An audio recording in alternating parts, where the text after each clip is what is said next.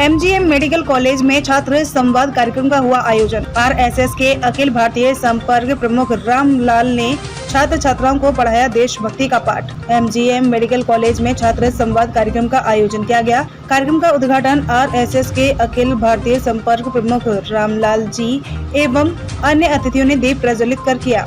इस मौके पर मेडिकल कॉलेज के छात्र छात्राओं को संबोधित करते हुए आरएसएस नेता रामलाल ने कहा कि भारत को यदि आगे ले जाना है तो हमें आत्मनिर्भर भारत बनाना होगा। उन्होंने कहा कि भारत को यदि वैश्विक स्तर पर नेतृत्व करना है तो हम अपनी विशेषताओं के आधार पर ही नेतृत्व कर सकते हैं। उन्होंने कहा कि एक भारत ही ऐसा देश है जो विश्व कल्याण की भावना रखता है। उन्होंने कहा कि सरकार नीति बना सकती है लेकिन उसका पालन हमें करना होगा। उन्होंने देशभक्ति को परिभाषित करते हुए कहा कि सिर्फ सेना में शामिल होकर ही हम देशभक्त नहीं बन सकते हैं, बल्कि देश के लिए अच्छा सोचना, अच्छा बोलना, अच्छा करना, यह भी देशभक्ति है। वहीं उन्होंने कहा कि देश को अस्थिर करने का प्रयास समय समय पर होता रहता है।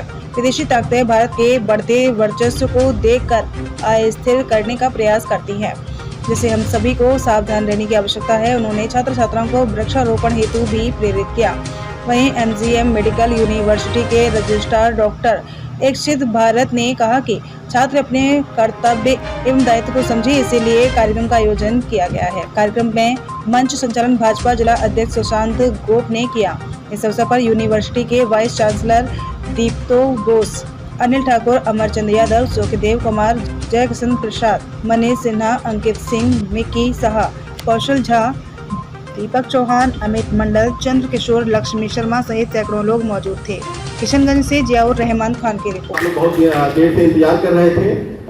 आज माननीय रामलाल जी के द्वारा देश का जो प्रेजेंट स्थिति है, जो हालात है हमारे देश का, उसमें आप लोग के द्वारा आपसे वो चर्चा करेंगे, अपना अनुभव शेयर करेंगे और जो यंग जनरेशन को क्या करना चाहिए, इस देश में, इस समाज में निभानी चाहिए, इसके बारे में आपसे वो शब्द कहेंगे। और मुझे पूर्ण आशा है कि आप लोग भी अपने यंग जनरेशन होते हुए अपने दायित्व को समझेंगे कि आपका दायित्व क्या है। क्रिटिसाइज करना बहुत आसान है, किसी को क्रिटिसाइज करना बहुत आसान है कि ये सरकार ये नहीं कर रही, ये सरकार ये नहीं कर रही, लेकिन हमारा क्या योगदान है, हमें ये समझना पड़ेगा कि हमारा क्या योगदान है।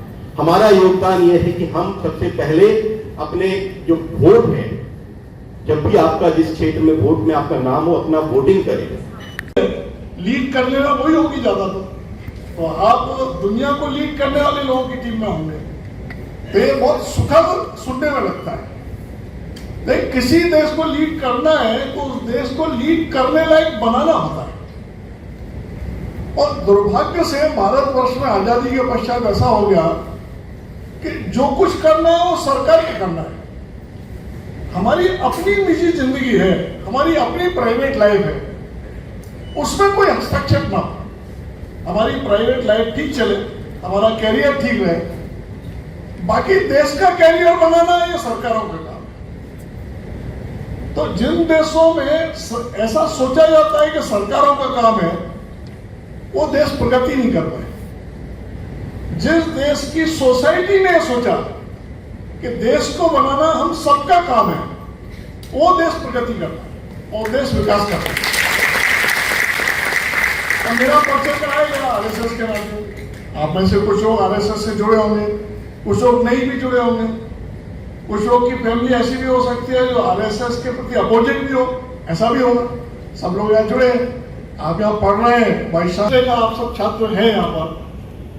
उसके बाद मैंने सोचना शुरू किया आपके बीच में क्या बोलना है। मैंने कहा ना, पहले तो मैंने कहा चाय पर गपशप कर लिया तो ठीक है भाई, 10-5 लोग गपशप करें। कम्युनिस्ट देश नहीं रहा, वो औद्योगिक देश हो गया। रूस तो बटी गया बहुत सारे टुकड़ों में, हम सबको मालूम है। लेकिन उनकी आइडियोलॉजी क्या थी?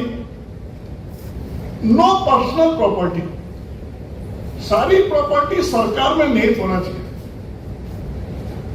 आज भी एक पार्टी के मैनिफेस्टो में आता है, आपने सुना होगा टीवी डिबेट्स वगैरह में, कि सारी संपत्ति लेकर के लोगों में बांट देंगे। ये कम्युनिस्ट फिलॉसफी है। इसलिए उन्होंने कहा नो प्राइवेट प्रॉपर्टी। और नो प्राइवेट प्रॉपर्टी तो फिर फैमिली की जरूरत क्या है? No family. फैमिली नहीं है तो मैरिज की जरूरत क्या है? No marriage. रिलीजन की जरूरत क्या है, नो रिलीजन। नेशन की जरूरत क्या है, नो नेशन। इन 5 सिद्धांतों पर कम्युनिस्ट आगे बढ़े, कोशिश करना चाहिए।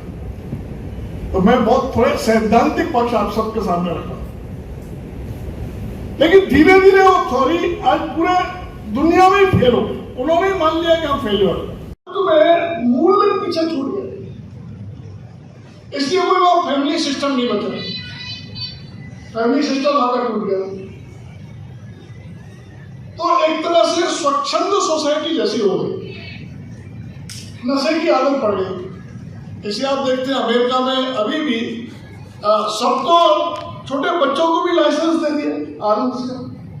तो आजकल आप कभी कभी समाचार सुनते हैं, कोई 8वीं क्लास में पढ़ने वाला बच्चा बंदूक लेकर गया और स्कूल में उन्होंने फायरिंग कर दिया, 30 बच्चे मर गए। वृक्षारोपण का एक अभियान चलाना चाहिए। मैं एक अच्छे स्कूल में गया, बहुत हाई क्लास स्कूल था।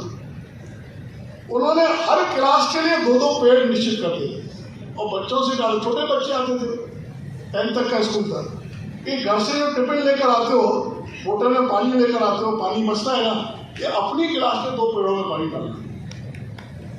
तो कंपटीशन था उस स्कूल में।